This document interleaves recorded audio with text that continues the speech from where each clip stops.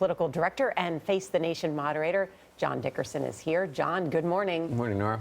Now we're talking about violence at the Democratic convention like 1968. I mean, Senator Feinstein floating that? Yeah, the parties have flipped, right? It was supposed to be the Republican convention that was crazy. I think 1968, that's a little hot. And this is some of the pressure Bernie Sanders is feeling, where he's saying, wait a minute, stop talking about that kind of violence. You're trying to mischaracterize our legitimate complaints about the party. In 1968, there was the Vietnam War. There were protesters there who were being hit by police in the streets. That was part of what the violence was about. I think 1980 is the more interesting parallel in the Democratic Party. You had Ted Kennedy, who had lost to Jimmy Carter. Carter had the delegates. He was going to the nomination. It was locked up. But Kennedy kept fighting anyway. He had a meeting with Carter and said, let's have one last debate. In the same way Bernie Sanders is calling for a debate now. Carter didn't want to do it. So Kennedy took it all the way to the convention and ended up being the liberal hero coming out of that convention. You can imagine Bernie Sanders taking the same route. Here's New York Times. Sanders willing to harm Clinton in home stretch.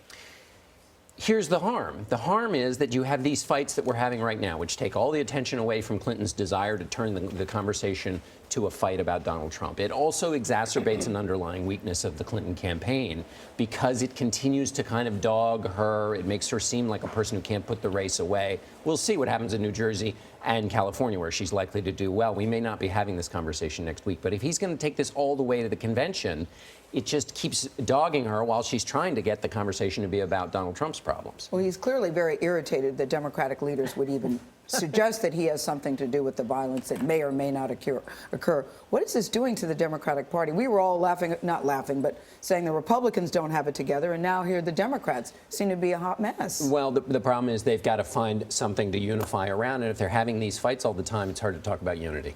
All right, John Dickerson, thank you very much.